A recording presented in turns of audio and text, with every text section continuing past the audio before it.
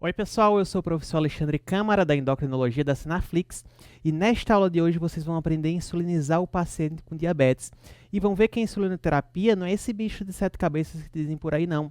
É fácil de entender, agora vocês precisam compreender a fisiologia da secreção pancreática de insulina para daí discutirmos a insulinoterapia no diabético do tipo 1, os cuidados com a sua insulinização e fechando a aula falar da insulinoterapia no DM2, que em alguns casos é preciso sim. Em relação da fisiologia pancreática da produção de insulina, ela produz insulina de duas formas. De uma forma basal, ou seja, passa o dia todo produzindo uma quantidade pequena de insulina.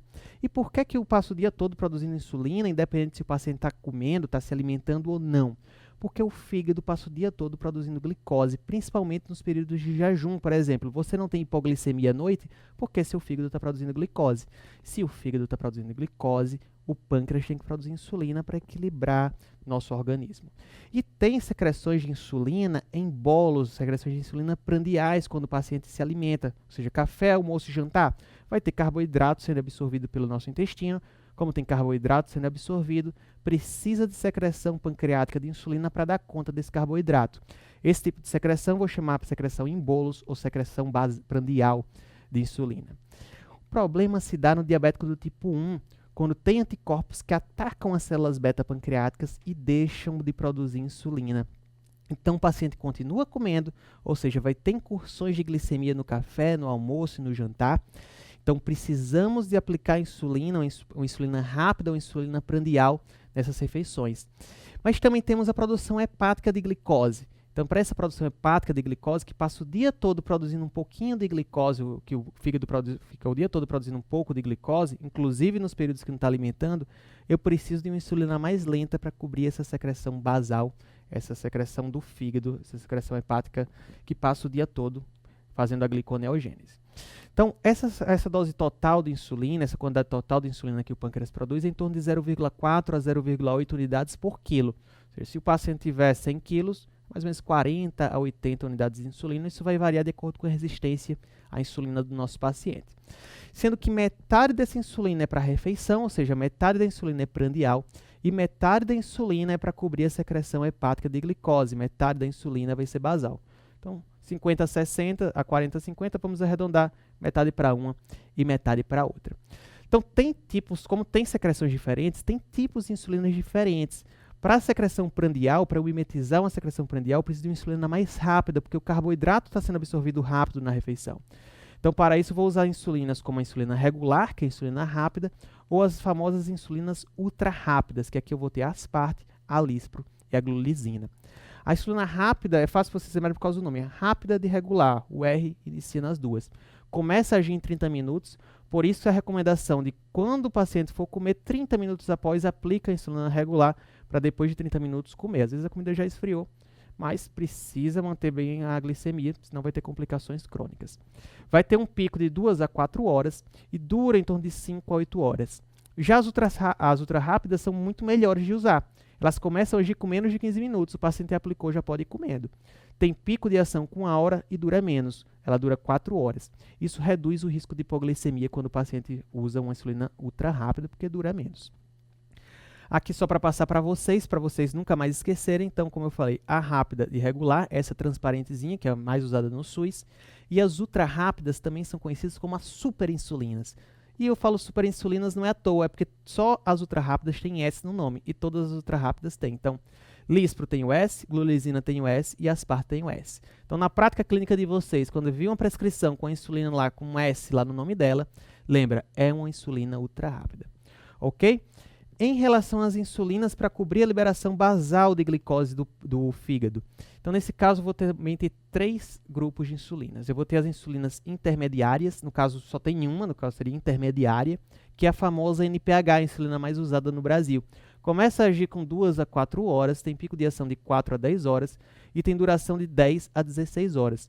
Então, vendo aqui a duração do efeito dela, 10 a 16 horas, a gente já pressupõe que não dá para usar NPH uma vez por dia para um paciente com diabetes do tipo 1.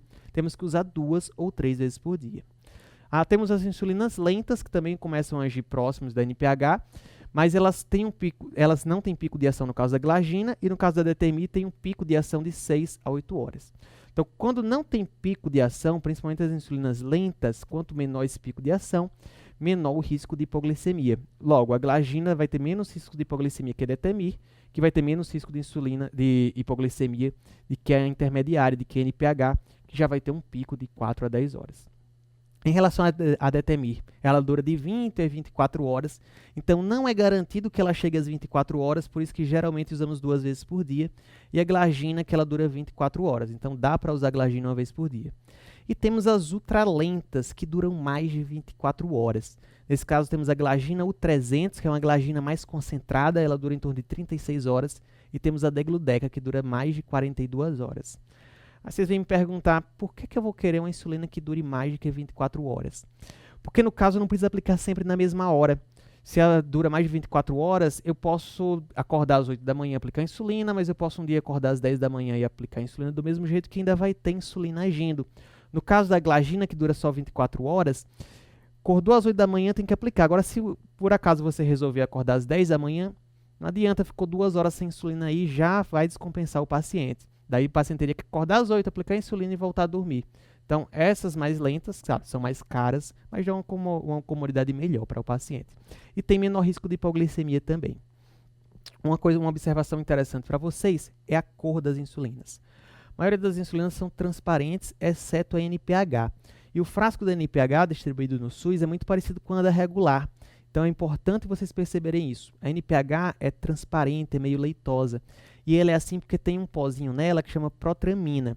Esse líquido é que faz com que a NPH dure mais do que a regular. Que é como se fosse uma regular que eles misturaram esse pó, essa protamina, e daí ela acaba durando mais por causa disso. Então, essa é uma observação interessante que vai mudar um pouco a aplicação da insulina, segura essa informação, mas memorizem a cor da NPH, que é uma cor mais leitosa, enquanto a regular, que o frasco até parece um pouco, mas é mais transparente. Ok? Em relação da insulinoterapia, vamos fazer um exemplo para vocês entenderem melhor em relação a esses tipos de insulina. Coloco um paciente aqui de 100 quilos para vocês, para facilitar a conta. Então, como é que vamos insulinizar se esse paciente de 100 quilos começar com diabetes do tipo 1? Vou pegar de 0,4 a 0,8 unidades por quilo. Vou pegar o meio aqui, 0,6 unidades por quilo, vezes 100 quilos vai dar 60 unidades. Dessas 60 unidades, 50% metade de basal, metade de bolos. Como é que eu vou distribuir a basal? Se for uma de longação ou de ultralongação, tipo uma glargina 300 ou degludeca, posso fazer as 30 unidades de uma vez só. Já se NPH eu posso dividir em 3 vezes por dia, 10 unidades antes do café, 10 antes do almoço, 10 antes de dormir. Ou posso fazer 2 vezes o esquema 2/3, 1/3. Sendo 2/3 pela manhã, 20 unidades, e 1/3 à noite antes de dormir, 10 unidades. Esse é o esquema de basal. O esquema de prandial, eu vou fazer a insulina rápida ou ultra rápida. No caso das metade vai ser 30 unidades, eu vou dividir 30 nas 3 refeições: café, almoço e jantar. Então, 10 unidades antes do café, 10 antes do almoço e 10 antes do jantar. Esse é um tipo de esquema, que é um esquema fixo de doses. Isso exige que o paciente também coma quantidades semelhantes de carboidrato nas refeições. Existem esquemas mais complexos, com contagem de carboidrato, mas isso já está na alçada do especialista. Aqui a gente tem que aprender a insulinização mais normal, mas que a maioria dos pacientes acabam fazendo. Ok?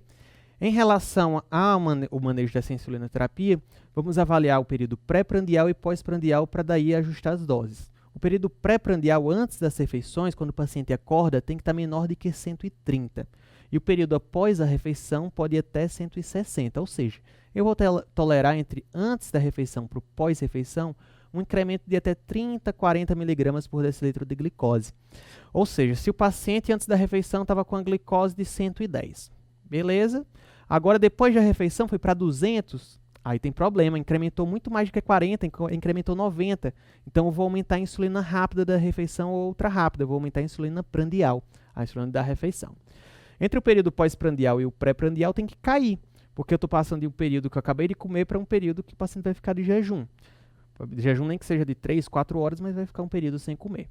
Nesse caso, ele tem que cair em torno de 30 a 40 mg por decilitro de glicose. Se não cair entre o pós-prandial e o pré-prandial, por exemplo, o pós-prandial estava 150, estava ok. O pós-prandial ainda subiu, começar novamente para explicar melhor a vocês. Então, o pós-prandial estava 150, beleza? Acabou o café da manhã, estava 150 2 horas após. Aí chegou no almoço, foi para 200 e o paciente não lanchou. Então, quem segura esse período entre o pós-café e antes do almoço seria a insulina basal, porque quem aumentou ali foi o fígado que produziu glicose demais e a insulina basal não deu conta. Daí, nesse caso, a gente teria que aumentar a basal. Se usar NPH, teria que aumentar a NPH, ou se usar a glagina, degludec, a glagina 300, vou aumentar as insulinas que ele usa, mas as insulinas basais.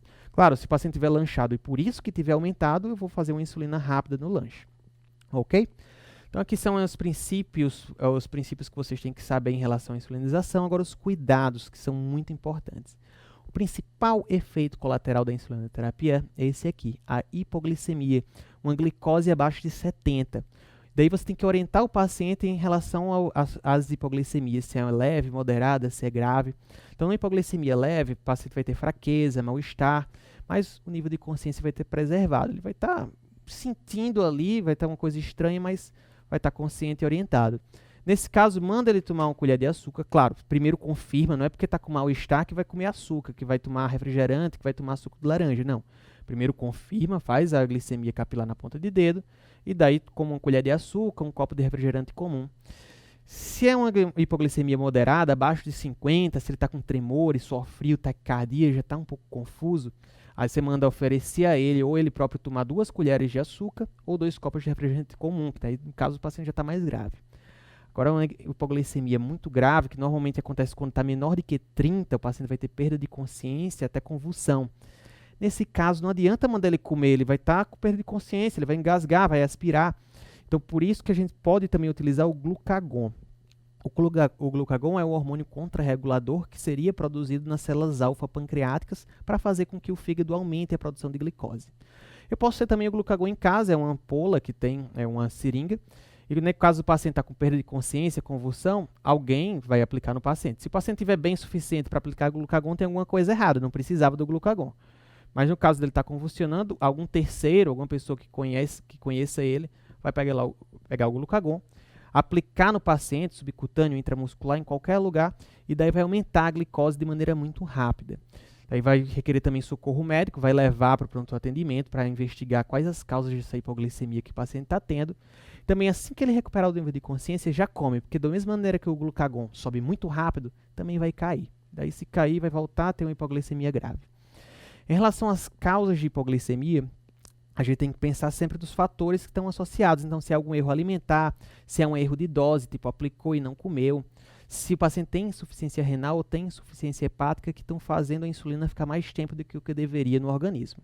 E outra coisa, sempre que tiver uma hipoglicemia, medir após 15 minutos para ver se está corrigindo. Porque se não tiver corrigido, come novamente, toma uma colher, 2 de açúcar, toma um copo, 2 de refrigerante, até corrigir. Cuidados com a insulina. Primeiro, a estocagem da insulina, como que deve ser feito? Antes de abrir a insulina, seja caneta, seja o frasco, deve ser guardado em local fechado, de preferência a geladeira, 4 graus. Então, 4 graus normalmente é aquela gaveta das frutas lá embaixo. Então, deixa lá. Às vezes, se deixa naquela gaveta de cima, ela até congela, dá menos de 4 graus.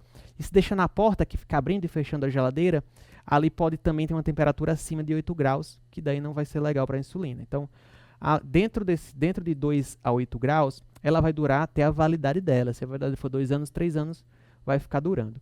Agora, depois que abre a insulina, meio que tanto faz se está um ambiente até 30 graus, ou seja, se está em temperatura ambiente, ou está refrigerado.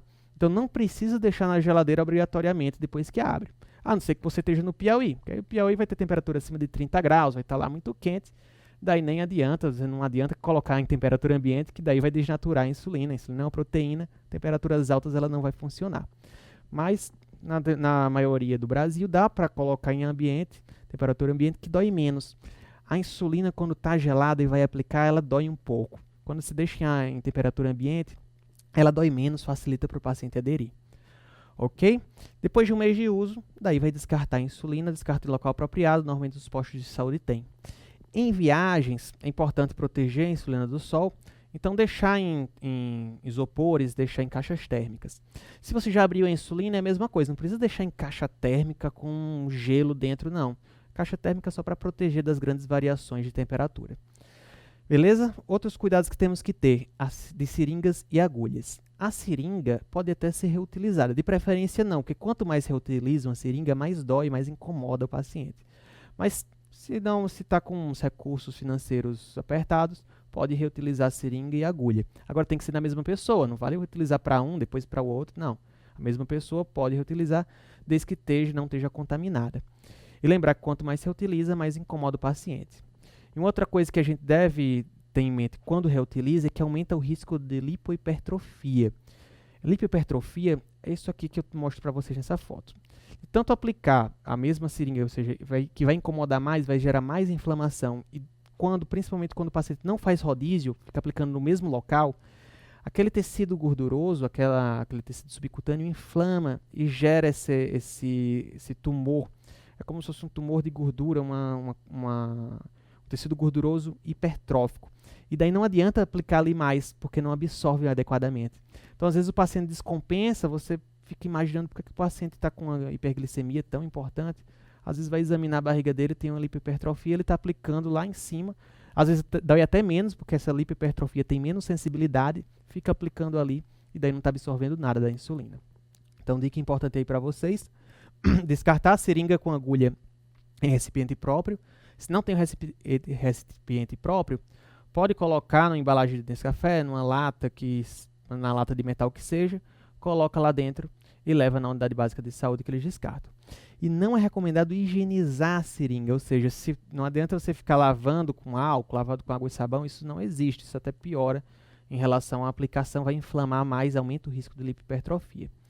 Cuidados no preparo da insulina, higienização. Então, higieniza as mãos, higieniza o sítio de aplicação, pega um álcool, pega mesmo um sabonete, limpa o local que vai aplicar.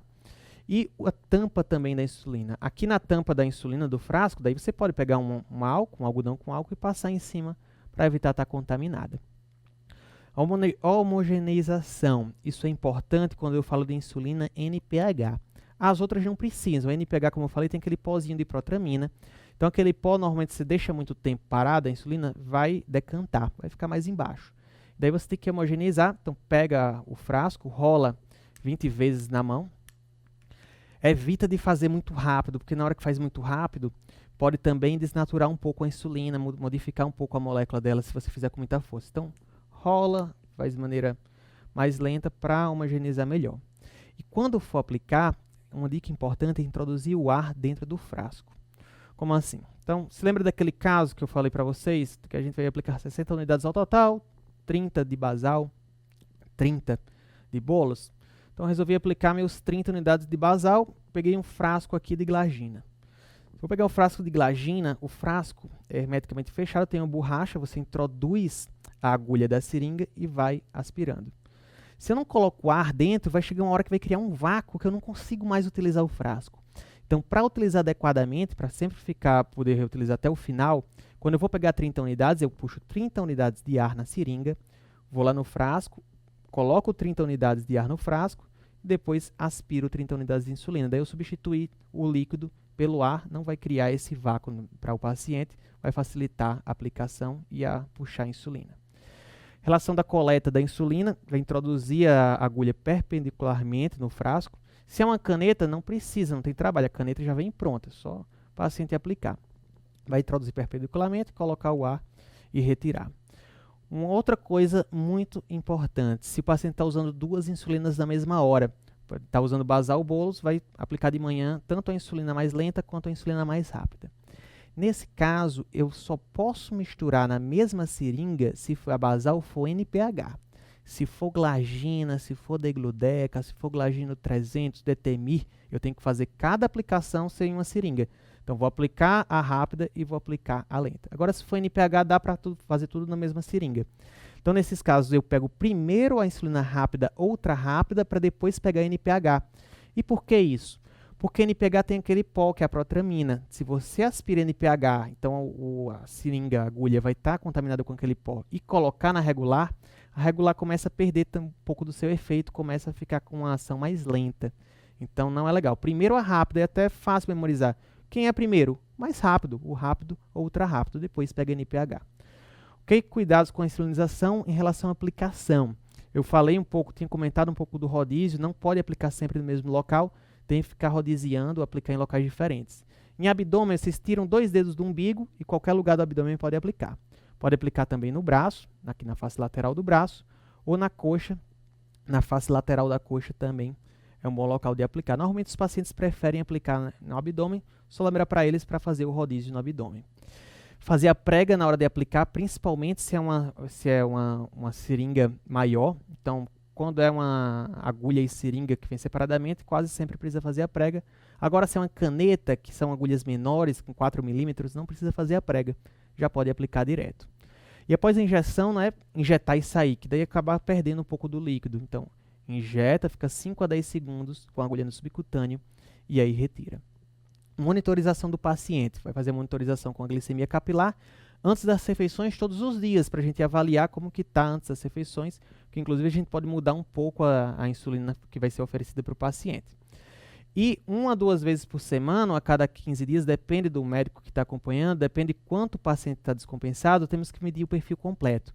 Então, antes das refeições, 2 horas após cada refeição, então antes de 2 horas após o café, antes de 2 horas após o almoço, antes de 2 horas após o jantar e às 3 da manhã.